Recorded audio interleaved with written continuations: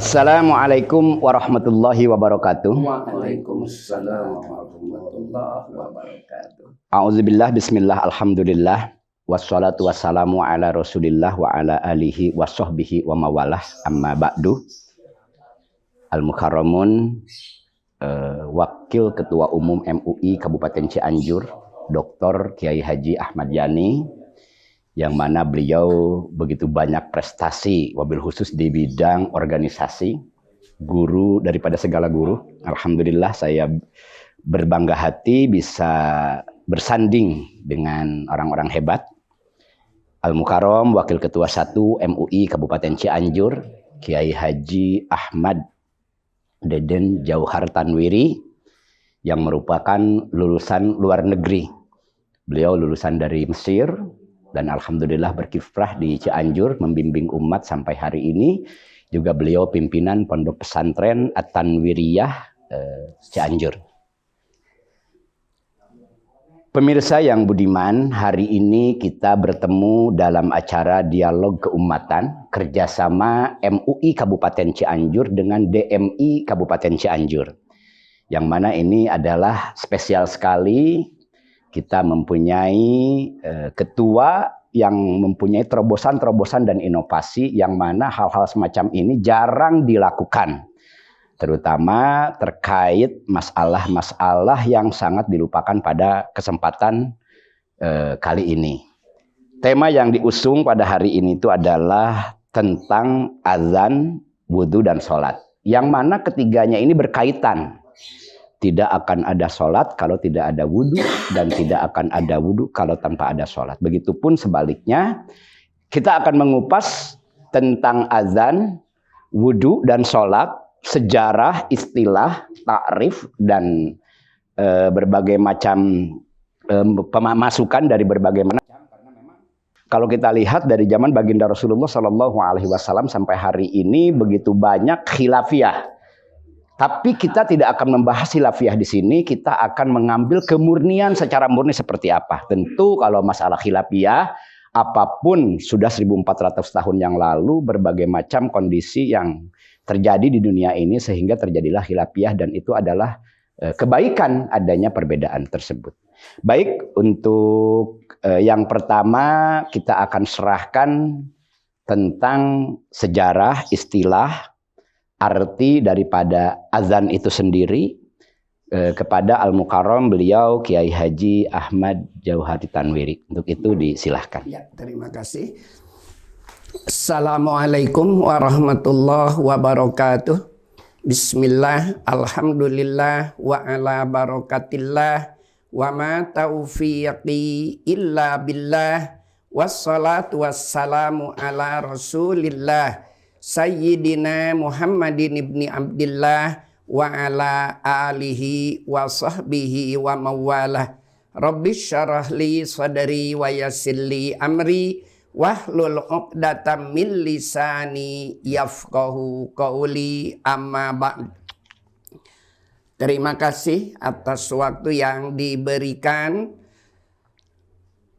para pemirsa DMI TV, khususnya yang ada di wilayah Kabupaten Cianjur.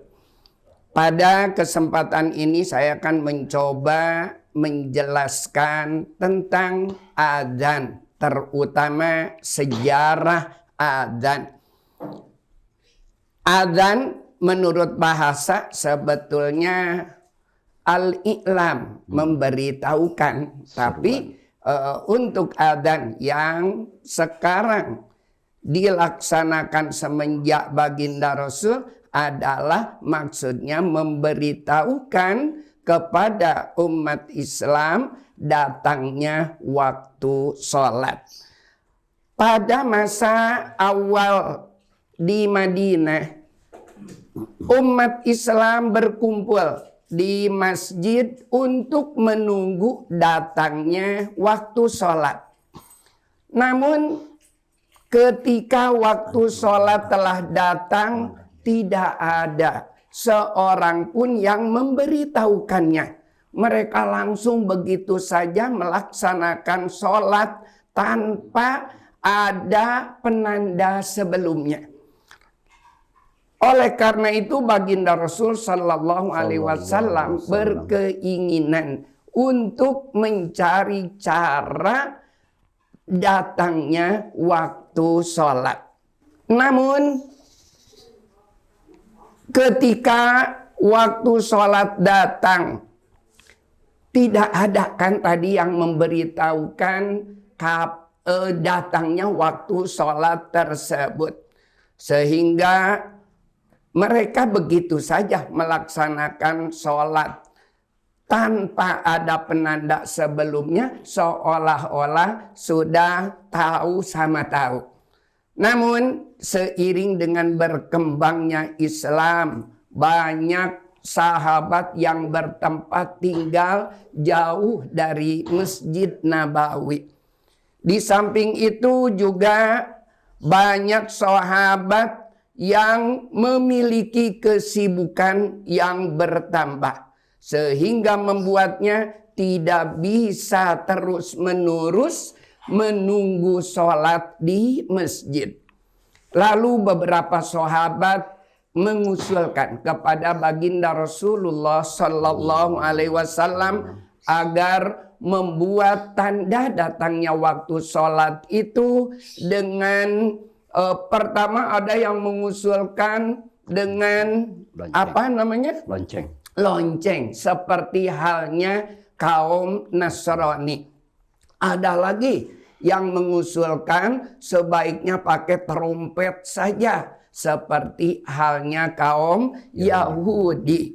Bahkan ada di antara mereka yang mengusulkan agar menyalakan api di tempat yang tinggi agar dapat diketahui, dilihat oleh mereka yang tinggal jauh dari masjid.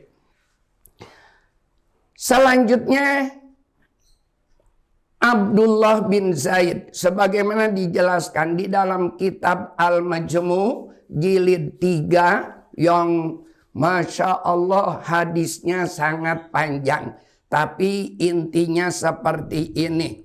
Di saat baginda Rasul dan sahabat seolah-olah sudah sudah tidak menemukan cara yang terbaik, Abdullah bin Zaid ini bermimpi melihat ada seorang yang berjubah hijau membawa lonceng. Kemudian apakah lonceng itu akan dijual? Saya bermaksud untuk membelinya. Tapi kata orang itu, oh ini kamu untuk apa membeli? Untuk membeli alat ini untuk memberitahukan kepada umat Islam di Madinah datangnya waktu sholat. Mau nggak saya ajarkan kepadamu kalimat-kalimat untuk memanggil umat untuk melaksanakan sholat sebagai tanda masuknya waktu sholat. Oh tentu saja mau. Akhirnya orang itu menjelaskan dan memberitahukan kalimat-kalimat adzan sebagaimana yang telah masyhur sampai saat ini. Yaitu Allahu Akbar, Allahu Akbar, Allahu Akbar, Allahu Akbar, asyhadu an la ilaha illallah, asyhadu an la ilaha illallah, asyhadu anna Muhammadar Rasulullah, asyhadu anna Muhammadar Rasulullah, hayya 'alas shalah, hayya 'alas shalah, hayya 'alal falah, hayya 'alal falah. Allahu Akbar, Allahu Akbar, la ilaha illallah. Bahkan orang tua itu pun mengajarkan tentang iqamah sebagaimana yang telah kita maklumi sampai sekarang. Yang lucu dan unik, setelah baginda Rasul mendengarkan itu, ini betul-betul benar datang dari Allah, lalu memerintahkan kepada Abdullah bin Zaid untuk mengajarkan kalimat adzan itu kepada Bilal bin Rabah. Bilal bin Rabah yang ditunjuk untuk mengumandangkan adzan pertama kali di Madinah. Begitu sampai waktu sholat dan Bilal mengumandangkan azan, Sayyidina Umar yang kebetulan sedang berada di rumahnya mendengar kalimat azan itu. Beliau pun bergegas mendatangi baginda Rasulullah Sallallahu Alaihi Wasallam. Setelah bersumpah, beliau menyatakan kepada baginda Rasul, saya pun bermimpi dengan mimpi yang sama seperti halnya Abdullah bin Zaid. Itulah barangkali sedikit saya ungkapkan secara sejarah adzan, dan itu terjadi pada tahun pertama Hijriyah. Baik, narasumber yang kami hormati, jelas sekali sejarah tentang azan. Tapi dalam azan ini ada beberapa yang kita dengar hari ini tidak seperti yang disampaikan barusan. Salah satu contoh, ketika sholat subuh ada penambahan as-sholatu khairum minan naum. Itu mohon dijelaskan berasal dari mana, itu yang pertama. Yang kedua, datangnya kalimah azan ini itu kan dari dari mimpi Sayyid Abdullah, tidak dari baginda Rasul. Tapi ini termasuk hadis, diroyah atau riwayah hadisnya ini. Tapi yang jelas-jelas ini bukan mimpinya baginda Rasul lalu baginda Rasul menyebarkan, tapi ini mimpinya seorang sahabat yang disampaikan sehingga disahkanlah oleh baginda Rasul pada saat itu. Apakah ini menguatkan tentang hadis tersebut bahwa hadis ini memang bukan dari baginda Rasul? Karena memang ini sebuah mimpi lafaz daripada adzan ini. Mungkin bisa di... Ya, sebetulnya memang ada riwayat yang lain. Baginda Rasul itu memang sudah mendapatkan wahyu dari Allah Subhanahu wa Ta'ala melalui perantaraan malaikat Jibril. Sehingga begitu ada di antara sahabatnya yang bernama Abdullah bin Zaid itu mengungkapkan mimpinya itu, beliau langsung ini datang dari Allah. Betul, sepakat itu kalau memang ini datangnya dari baginda Rasul. Tadi dikatakan bahwa tentang azan ini datangnya dari seorang sahabat yang bermimpi, tapi jelas dalam riwayat lain ini langsung datang dari baginda Rasul. Maka ini sangat sahih sekali. Dan tadi saya tuh pengen lebih memahami tentang azan yang kita ketahui saat ini. Pertama, ketika azan itu kan ada jawaban-jawaban bagi umat yang mendengarnya. Iya, betul. Baik Allahu Akbar dijawab dengan Allahu Akbar. Bahkan ketika mendapatkan ketika azan asyhadu anna Muhammadar Rasulullah, kita disunnahkan memutar tangan jempol ke mata dengan membaca marhaban ya habib ini. Apakah ini ada sejarahnya secara khusus seperti tadi? Mohon dijelaskan, Pak Kiai.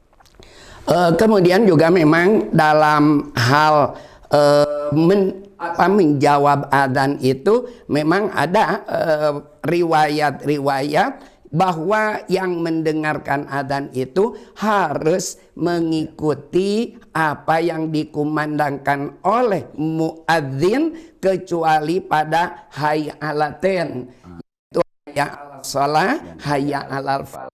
Itu jawabannya dengan hauqalah la quwata illa billahil aliyyil azim. Ya, barangkali bisa ditambahkan. Baik, melengkapi tentang adzan dari sebuah pertanyaan tadi, karena memang kalau secara sejarah sudah jelas kita jelaskan, melengkapi dari Bapak Dr. Kiai Haji Ahmad Yani selaku Waketum MUI Kabupaten Cianjur tentang adzan tadi. Yang pertama adanya as-sholatu khairum minan naum. Dan yang kedua ini nih, Tidak apa-apa, ini agak melenceng sedikit, tapi memang sudah terjadi. Di mana sejarahnya ketika sholat Jumat, azan ini dikatakan 2 kali dan ada yang melaksanakannya hanya 1 kali saja. Dan memang kalau kita ketahui bahwa adzan 2 kali ini kan pada zaman Sayyidina Umar, sehingga pada zaman Rasulullah sampai zaman Sayyidina Umar ini ada kekosongan waktu tentang adzan 2 kali itu. Berarti dari zaman Rasul sampai kepada Sayyidina Umar itu pelaksanaan adzan di waktu sholat Jumat itu tetap hanya 1 kali. Setelah Sayyidina Umar baru ada 2 kali. Mohon dijelaskan Pak Kiai. Terima kasih. Assalamualaikum warahmatullahi wabarakatuh. Waalaikumsalam warahmatullahi. Bismillah, alhamdulillah, salatu wassalamu ala rasulillah wa ala alihi wa sahbihi wa man wala amma ba'd. Muharram, Kiai Haji Deden, Jauh Hartan yang saya hormati selaku narasumber kita, dan juga host Kiai Haji Anjen yang saya hormati, dan semoga senantiasa Allah muliakan. Ya Allah, di kesempatan yang berbahagia ini alhamdulillah kita bisa berjumpa di TV DMI dalam diskusi memberikan pencerahan melalui guru kita, guru mulia kita Kiai Deden, dan saya hadir di sini untuk mendampingi beliau dari apa yang tadi telah dipaparkan terkait dengan sejarah azan. Ini sudah cukup gamblang dan di mana tadi membuktikan bahwa azan itu sumbernya adalah benar, datangnya dari Allah Subhanahu wa taala, karena dari 2 orang sahabat yang bermimpi itu, Abdullah bin Zaid dan disusul dengan penjelasan Sayyidina Umar bin Khattab yang mengatakan bahwa itu adalah sama-sama memimpikan hal itu. Kemudian dalam riwayat lain tadi dijelaskan bahwa Rasulullah SAW sesungguhnya telah mendapatkan wahyu dari Allah Subhanahu wa taala, sehingga beliau memilih Bilal untuk diajari oleh Abdullah bin Zaid dengan 4 alasan. Alasan yang pertama, kenapa dipilih Bilal? Ya, betul. Yang pertama karena beliau adalah suaranya lantang Dan merdu tentunya. merdu. Betul. Nah itu luar biasanya Bilal itu mempunyai, nampaknya tanpa pengeras suara pun suaranya nembus kemana-mana begitu saat itu. Bisa dibayangkan sahabat-sahabat yang tinggal jauh ya di pegunungan saja bisa mendengar suaranya Bilal gitu. Nah maka cocoklah Bilal yang diajarkan untuk menyampaikan mengumandangkan adzan yang pertama ini. Kemudian alasan yang kedua, beliau itu dapat menghayati kalimah-kalimah yang tadi dibacakan, yaitu dalam lafaz adzan ini. Kemudian yang ketiga, beliau orangnya disiplin. Karena muadzin ini perlu betul-betul orang yang disiplin. Bisa dibayangkan kalau orang yang lalai bagaimana bisa, sedangkan Rasulullah membutuhkan orang berkumpul dalam satu waktu untuk melaksanakan sholat berjamaah ini. Nah, maka dibutuhkan bukan hanya sekadar suaranya yang merdu, ya. Kemudian bukan hanya sekedar bisa juga menghayati lafaz-lafaz tersebut, tapi juga dibutuhkan kedisiplinan, komitmen yang kuat. Nah, Bilal ini yang memiliki komitmen yang kuat, sahabat Rasulullah SAW itu. Dan yang kemudian yang ketiga, beliau memiliki sifat yang tegas. Ya, ini 4 sifat yang dimiliki oleh Bilal sehingga beliau dipilih menjadi orang yang pertama ditunjuk oleh Rasulullah untuk menjadi muadzin gitu. Dan beliau mengakhiri menjadi muadzin itu ketika Rasulullah wafat. Ya. Kenapa beliau mengakhiri itu? Karena beliau tidak sanggup lagi. Ketika beliau mengucapkan asyhadu anna Muhammad Rasulullah, beliau tidak sanggup lagi. Beliau bercucuran air matanya. Kecuali ketika beliau sampai di Yerusalem, itu Sayyidina Umar yang meminta beliau mengumandangkan 1 kali saja. Itu pun sudah dipaksa, gitu kan? Ya, untuk dipaksa untuk mengumandangkan azan itu. Yang akhirnya beliau mengabulkannya. Itu pun sama. Pada kalimat asyhadu anna Muhammad Rasulullah, nah itu pun bercucuran air matanya, sulit untuk hampir tidak tuntas kan gitu. Nah itu. Nah begitu juga Rasulullah SAW pernah dalam satu kali dalam dunia itu mengumandangkan azan juga Rasulullah. Nah Tapi Rasulullah dalam satu riwayat mengatakan pada asyhadu anna Muhammad Rasulullah, ada juga asyhadu anni Rasulullah. Nah itu, ya itu. Jadi beliau itu ucapan. Adapun kemudian terjadinya perbedaan seperti tadi yang disampaikan oleh Ang, terkait dengan waktu pelaksanaan sholat Jumat. Sebenarnya bukan hanya sholat Jumat saja, tapi pada sholat subuh pun itu terjadi 2 kali azan. Ada yang disebut adzan awal ya.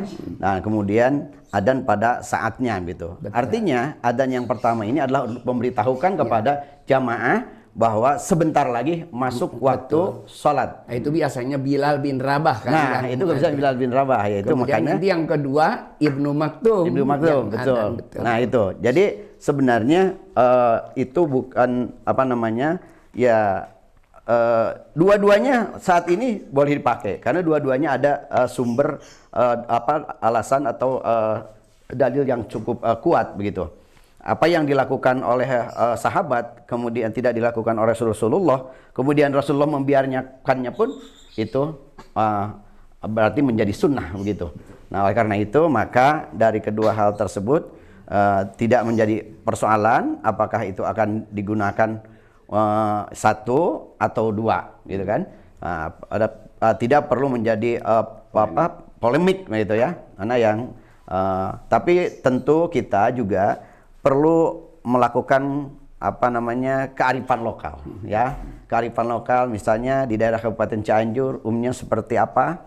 Nah, tanpa juga harus memang melarang orang lain yang hanya satu kali misalnya seperti itu. Kalau misalkan di sini katakanlah yang menjadi barometer Masjid Agung misalnya, Masjid Agung 2 kali ya, yang lain ikut 2 kali. Tetapi juga ketika ada yang 1 kali misalnya, itu juga tidak harus menjadi polemik. Saya kira demikian. Boleh tambahan sedikit? Silakan. Jadi itu menurut riwayat bahwa pada saat khotib akan naik ke atas mimbar, katanya jamaah masih sedikit, ya, gitu, masih corengcang. Wah, maka akhirnya berinisiatif supaya adzan Jumat itu 2 kali, ya, supaya betul-betul jamaahnya sudah berkumpul di masjid. Kemudian satu lagi tadi yang ada yang terlewat, mengapa pada saat adzan subuh, adzan sholat fajar ada ada tambahan. Ya, nah itu sebetulnya ada hadis yang diriwayatkan oleh Abu Dawud dan lainnya dengan isnad yang baik. Ya. Itu diterima dari Anas radhiyallahu anhu, kata beliau, minas sunnati idza qala al muadzinu fi adzanil fajri hayya 'alal falah, setelah itu qol as-shalatu khairum minan naum. Nah, itu ada hadisnya yang diriwayatkan dari Anas radhiyallahu anhu. Karena tepat waktunya, karena mereka biasanya karena sedang lelap-lelapnya tidur, makanya itu. Jadi sholat lebih baik daripada tidur kan gitu kan gitu. Ternyata kalau di Sunda mah kan araraneh gitu Pak. Ketika anak melahirkan 40 hari, ketika mau ada namanya bahasanya mahinum. Padahal itu dari mahinaum itu cukup untuk tidur bareng dengan istrinya, begitu menurut Pak Kiai. Sunda lah, bukan keren, bukan nama Sunda malah gitu.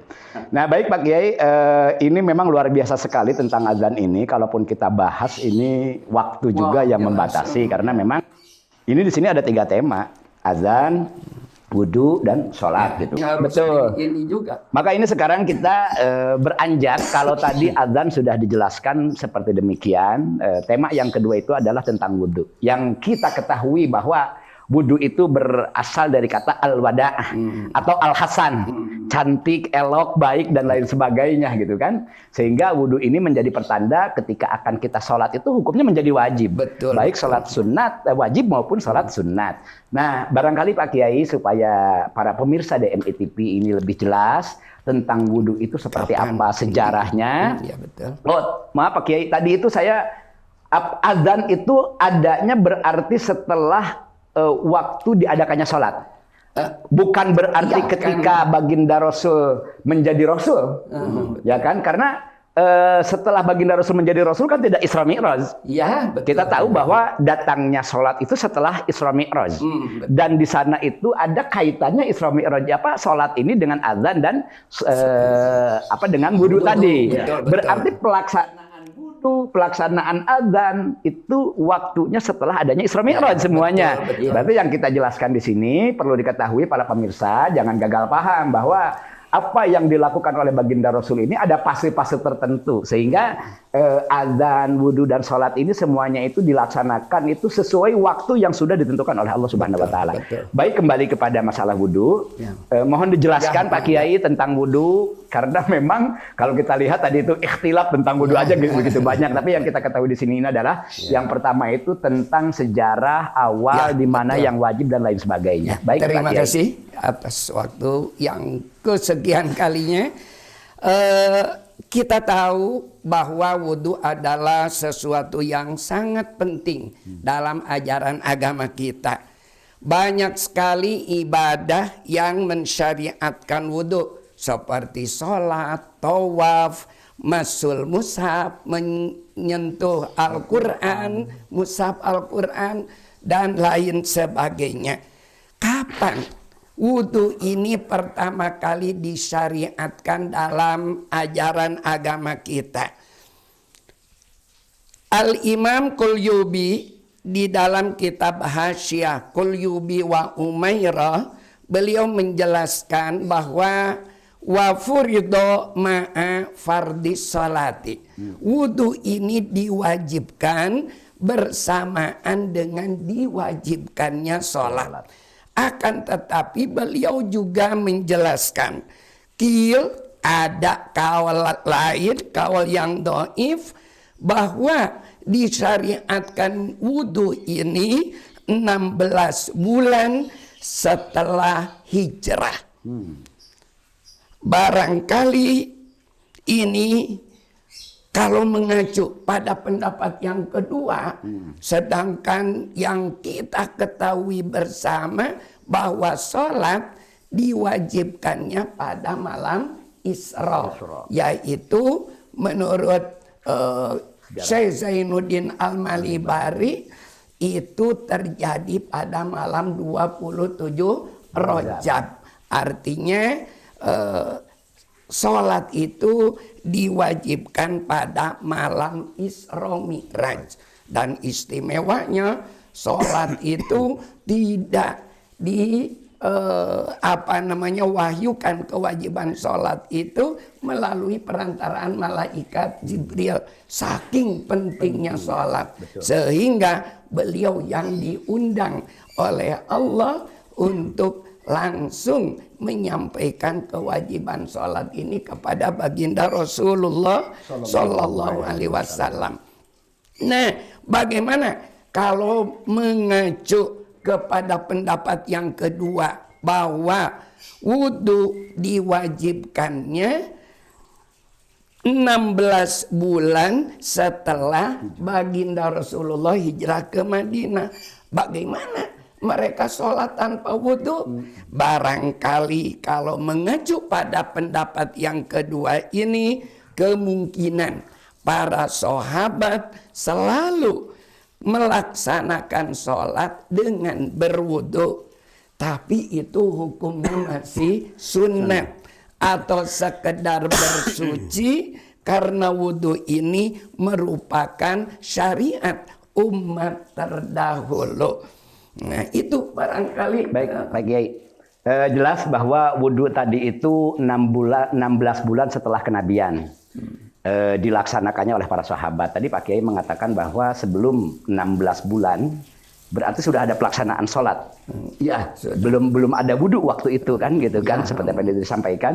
Jadi sholat itu kan kita sudah banyak mengetahui bahwa sholat 5 waktu yang kita laksanakan itu adalah sholatnya nabi-nabi terdahulu yang digabungkan kepada baginda Rasul waktu itu, dan kita laksanakan sampai hari ini. Nah, dalam bab wudhu ini Pak Kiai itu kan banyak sekali khilafiyah. Ya kan, jelas kalau kita bahas tentang khilafiyah wudhu ini pun terlalu tidak panjang di sini, betul. karena waktu jualah yang membatasi kita bersama kan gitu kan. Jadi kita akan menjelaskan hal-hal yang ringan-ringan saja, biar ini tidak menjadi polemik. Karena kalau kita sudah membahas bab khilafiyah, ini akan menjadi polemik yang sangat besar, Betul, yang mana betul. jelas-jelas kita ketahui ketika baginda Rasul mengatakan bahwa nanti di akhir zaman umatku bakal terpecah belah Ya, menjadi 73 golongan. golongan. Ya kan? Itu pada zaman baginda Rasul. Bayangkan hari ini yang sudah 1400 tahun yang lalu. Maka banyak orang sekali polemik ini bukan menjadi kebaikan Pak Kiai, tapi malah menjadi mafsadat, malah menjadi permusuhan. Di antaranya salah satu contoh di Cianjur itu punya kearifan lokal Pak Kiai yang sudah kita ketahui bersama. Tadi dikatakan bahwa Sayyidina Bilal ini dipilih untuk menjadi muadzin pertama itu karena satu lantang suaranya dan merdu kan gitu. Dapat menghayati. Dapat menghayati. Nah, kearifan lokal di Cianjur ini untuk supaya kuat seperti itu tidak bolehnya memakai pengeras suara. Nah, ini menjadi polemik juga kan kalau kita bahas panjang. Ini terlalu, tapi ini cukup diketahui saja karena memang 1400 tahun yang lalu ketika Sayyidina Bilal azan mungkin didengar ke gunung-gunung itu kan suaranya masih senyap, tidak ada musik, tidak ada mobil, tidak ada motor, sehingga suara itu kalau frekuensi itu bisa cepat sampainya gitu kan. Maka hari ini digantilah dengan pengeras suara supaya bisa tersampaikan kepada yang lain. Tentunya kalau ini pun kita bahas ini akan terlalu panjang tentang wudhu, tapi tadi sudah jelas bahwa wudhu ini berkaitan dengan sholat, sudah dijelaskan sangat gamblang sekali oleh Pak Kiai, atau mungkin Pak Kiai Dr. Kiai Ahmad Yani mau menambahkan tentang masalah wudhu. Saya kira sudah lengkap cukup kaitan dengan masalah wudhu itu. Ya, kalau kita menjelaskan syarat rukun dan sebagainya mungkin tidak cukup juga ini waktunya. Ya, terkait dengan sejarah sudah cukup. Namun ada tambahan juga, itu kalau menurut Dr. Jawad di dalam Jawad Ali di dalam kitabnya Tarikhus Shalah, kata beliau bahwa wudhu disyariatkan sudah jauh hari sebelum Isra Mi'raj. Itu kalau beliau sampai seperti itu. Ada riwayatnya juga panjang itu. Cuman berarti tadi apakah dengan dalil tadi yang bahwa wudhu diadakannya setelah 16 bulan tadi ketika Nabi hijrah dari Makkah ke Madinah? Itu juga kan kial, kalau yang terkuat wa furido ma'a fardis shalah. Begitu diwajibkan sholat yang 5 waktu, otomatis itu diwajibkan wudhu. Itu yang paling kuat. Berarti adanya wudhu tadi Pak Kiai setelah sholat ketika Isra Mi'raj tanggal 27 Rajab tadi, 16 bulan kemudian baru ada wudhu. Di riwayat lain. Di riwayat lain seperti itu. Sementara riwayat yang mu'tamad, ya kan? Langsung. Karena memang wudhu ini ya tadi itu al-wada'ah, kebaikan, keelokan, bersuci dari hadas kecil seperti itu. Iya, betul. Dan malah ada sedikit tambahan, walaupun baginda Rasul menerima wahyu untuk melaksanakan sholat yang 5 waktu itu pada malam hari, tapi subuh tanggal 27 Rajab belum wajib. Mengapa? Li'adamil ilmi bikaifiyatiha. Karena mereka belum tahu bagaimana tata cara pelaksanaan sholat yang 5 waktu itu. Dan baru diwajibkan sholat fardu pertama dalam ajaran kita adalah sholat duhur tanggal 27 Rajab. Itu pun setelah baginda Rasul diajarkan tata cara pelaksanaan sholat, dan mereka baru melaksanakan waktu duhur. Bahkan Rasulullah kepada para sahabatnya kan cukup mengatakan sallu kama ra'aitumuni usalli. Itu yang hadis yang sudah dihafal oleh semua umat Islam. Barangkali gini tambahkan. Sebenarnya kalau kita merujuk kepada sejarah sholat mungkin yang seharusnya akan dibahas kemudian, tapi waktunya juga saya tahu nih, kepolisian udah dikasih kode. Kalaulah wudhu itu menjadi persyaratan dilaksanakannya sholat yang 5 waktu iya, diperintahkan pada saat Isra Mi'raj Nabi besar Muhammad SAW. Tetapi sesungguhnya sholat itu sudah ada Ya, betul. pada mulai zaman Nabi Adam alaihissalam, di mana Nabi Adam alaihissalam pertama kali melaksanakan sholat subuh, nah, itu kan sebagai itu 2 rakaat sebagai tanda syukur karena hilangnya kegelapan malam dan bertemunya dengan terangnya siang, begitu. Kemudian Nabi Ibrahim alaihissalam itu pertama kali beliau yang melaksanakan sholat zuhur. Kemudian sholat asar itu pertama kali dilakukan oleh Nabi Yunus alaihissalam. Kemudian sholat maghrib itu dilaksanakan oleh Nabi Isa alaihissalam. Kemudian sholat Isya itu dilaksanakan oleh Nabi Musa alaihissalam. Artinya di situ bahwa kalau dikaitkan antara wudhu dengan sholat ini sebenarnya bukan dimulai dengan perintah sholat kepada baginda Rasul Muhammad SAW yang 5 waktu. Artinya bahwa wudhu itu sudah ada jauh hari. Betul. Berarti berkaitan wudhu dan sholat itu satu paket. Sini, ya, bukan hanya sekedar yang 5 waktu. Tapi karena yang 5 waktu ini sebenarnya sudah ada, hanya parsial, gitu kan? Ya. Nah itu dilakukan pertama tadi subuhnya oleh Nabi Adam alaihissalam, kemudian duhurnya oleh Nabi Ibrahim alaihissalam, asarnya oleh Nabi Yunus alaihissalam, kemudian maghribnya oleh Nabi Isa alaihissalam, dan isanya oleh Nabi Musa alaihissalam. Nah ini menjadi syariat sholat 5 waktu ini, artinya terhimpun di sini menjadi perintah sholat yang 50 waktu tadinya, dan menjadi 5 waktu atas dasar kasih sayang Allah Subhanahu Wa Taala terhadap baginda Rasul Muhammad SAW. Terbayang kalau sekarang kalau diterima saat itu 50 waktu, bayangkan Kiai, saya rasa mungkin Pak Kiai masih bisa, saya belum tentu bisa. Sama saja, semua juga tidak akan ada yang mampu melaksanakannya, betul.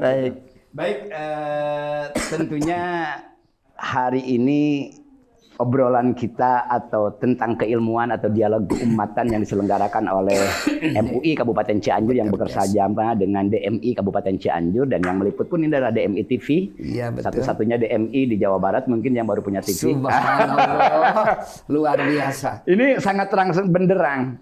Tema kita pada kesempatan kali ini itu adalah azan, sholat, dan wudhu. Nah, ketika tadi menjelaskan tentang wudhu, itu baru-baru wudhu saja, belum ke sholat. Tapi karena memang berkaitan, sehingga sudah cukup juga. Sholat dijelaskan dianggap cukup. Jadi kalau kita perpanjang lagi, ini akan memerlukan waktu yang sangat panjang. Jelas sekali. Jadi kesimpulan dari Al-Mukarram, Pak Kiai Deden Ahmad Johari sebagai Wakil Ketua 1 MUI Kabupaten Cianjur, juga Wakil Ketua Umum MUI Kabupaten Cianjur, tentang tadi azan, wudhu, dan sholat sudah sangat jelas dan dijelaskan begitu jelas, dan ini bisa dipertanggungjawabkan, di mana para pemirsa ingin mengetahui kejelasannya itu bisa datang langsung ke Cianjur, langsung ke Pondok Pesantren Pak Kiai di At-Tanwiriyah, yaitu di Salanangka, di Sindang Laka, Karangtengah, Kabupaten Cianjur, atau kepada Dr. Kiai Haji Ahmad Yani yang Kiai juga akademisi, susah nyari orang yang Kiai juga akademisi gitu, Pak. Sudah menjadi tolak ukur kami sebagai generasi untuk mengikuti bimbingannya, karena tidak mudah untuk menjadi doktor yang juga seorang Kiai. Terima kasih Pak Kiai atas penjelasannya tentang azan, wudhu, juga sholat. Itu sangat jelas sekali. Mudah-mudahan ini menjadi penerang bagi para pemirsa dimanapun berada, wabil khusus di Kabupaten Cianjur umumnya, dari Sabang sampai Merauke. Mudah-mudahan walaupun sedikit yang kita jelaskan ini menjadi ilmu yang bermanfaat. Kalaupun ini kurang puas tadi, ya yang namanya ilmu itu tidak bisa didapatkan hanya dengan waktu yang sangat sebentar sekali. Ini harus memerlukan waktu yang lama. Waktu li zamanina, tidak bisa dengan waktu yang sangat sebentar. Untuk itu, alhamdulillah wa syukur kami dialog keumatan ini kita akan tutup bersama, dan kami MUI Kabupaten Cianjur sebagai Komisi Infocom MUI Kabupaten Cianjur mengucapkan terima kasih yang sebesar-besarnya kepada Al-Mukarram, Wakil Ketua Umum MUI Kabupaten Cianjur, juga Wakil Ketua 1 MUI Kabupaten Cianjur, atas kehadirannya dan bisa memberikan pencerahan bagi umat yang kita tahu kesibukannya beliau-beliau ini sudah tidak terbayangkan lagi, tapi kesibukannya itu betul-betul berkhidmah untuk umat, dan sudah kita rasakan saat ini datangnya ke sini adalah berkhidmah untuk umat. Demikian Bapak-bapak sekalian, pemirsa sekalian, mohon maaf bila mana ada perkataan saya mewakili kedua narasumber, bila mana ada perkataan af'aliyah maupun aqwaliyah yang kurang berkenan di hati, mohon maaf yang sebesar-besarnya. Wallahul muwaffiq ila aqwamit thoriq. Wassalamualaikum warahmatullahi wabarakatuh. Mangga Pak Kiai. Terima kasih.